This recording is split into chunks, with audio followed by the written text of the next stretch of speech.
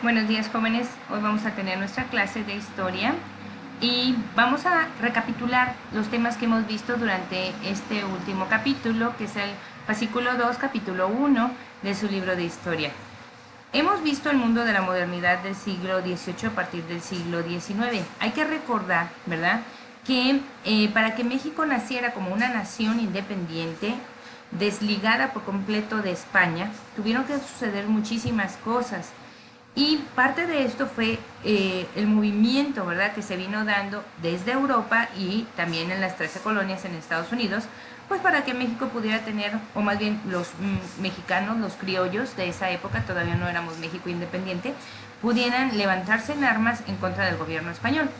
Uno de los aspectos que estudiamos fue la Ilustración, que fue un movimiento filosófico-político que nació en Francia e Inglaterra a partir de la segunda mitad del siglo XVIII, y que a través de un libro llamado La Enciclopedia, ¿verdad?, se popularizaron las ideas de racionalismo expuestas por Bacon, Descartes, Spinoza, y estas sustentarían el avance de la ciencia, la tolerancia religiosa, es decir, que cada quien iba a respetar, que ya no nada más la religión católica iba a ser la única, sino que íbamos a estar abiertos también al protestantismo, que le llamaban en esa época, porque Martín Lutero precisamente se levanta en contra de en esa época.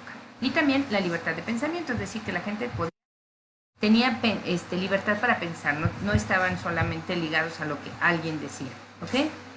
Otro aspecto que estudiamos fue el liberalismo político, ¿verdad?, el cual se dio con las ideas que se levantaron durante la Revolución Francesa, y los principales autores fueron John Locke, Montesquieu y Rousseau.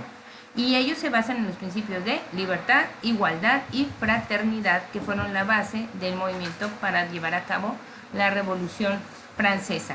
También tenemos el liberalismo económico, ¿verdad?, que es la teoría que contiene los principios del capitalismo industrial, y su principal exponente fue Adam Smith, ¿ok?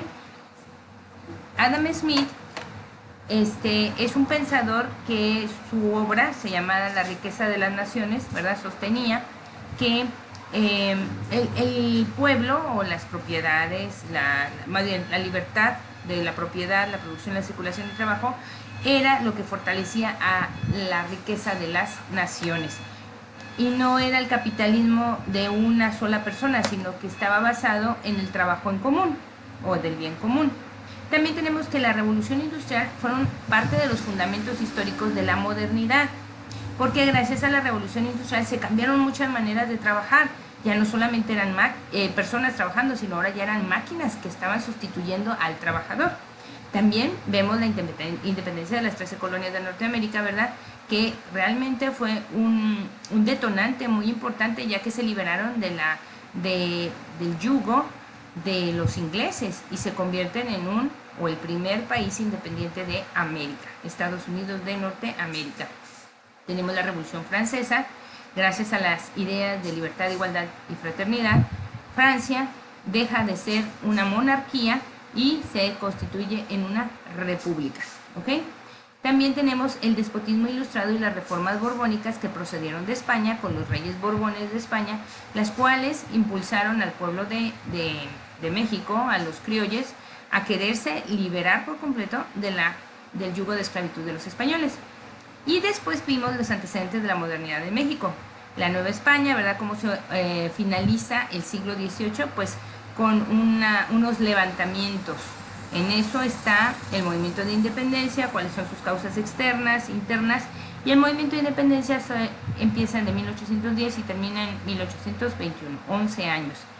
Terminando esos 11 años, los cuales están divididos en 4 diferentes etapas, ¿verdad?, con sus diferentes personajes que sobresalieron en cada una de ellas, las cuales ya vimos, llegamos hacia la formación de un México moderno, independiente de España, y quedamos que en 1821, apoyado por un grupo de políticos, Iturbide es coronado como emperador, ¿verdad?, y tenemos el primer imperio mexicano. Pero no funcionó, así que con la imposición, bueno, no la imposición, más bien con la formación, la declaración de la Constitución de 1824, México se establece como república, una república federal independiente. Y vemos cómo se lleva a cabo la reorganización económica de nuestro país. Con eso terminamos este primer capítulo. ¿Qué tenemos de actividad para hoy? Bueno, tenemos que observar este dibujo, en donde tú ves dos tipos de clases sociales. Generalmente se ven los negros y los indígenas. Ellos son los que están trabajando. En base a este dibujo vas a contestar las preguntas que aparecen en tu libro en la página número 99. Estas preguntas debes de contestarlas ya sea en Word o en tu cuaderno. ¿Qué actividad minera y no otras económicas están desempeñando los personajes? Tienes que observar bien el dibujo. Después, ¿cuáles eran los grupos sociales que integraban la clase trabajadora al consumarse la independencia? Esto lo puedes investigar. ¿Y por qué eran esos grupos étnicos y no otros? ¿Ok? Y esta pregunta está muy interesante. ¿Las condiciones de producción y de trabajo corresponden al viejo sistema feudal colonial o a la modernización capitalista y por qué? Fíjate bien, el trabajo lo están haciendo manualmente, no con máquinas. Ahí ya te dije parte de la respuesta, ¿ok? Entonces te voy a mandar también este dibujo de manera independiente para que lo observes, elaboras la actividad que te estoy dejando y la subes como referencia en tu cuaderno. Dios te bendiga, bonito día.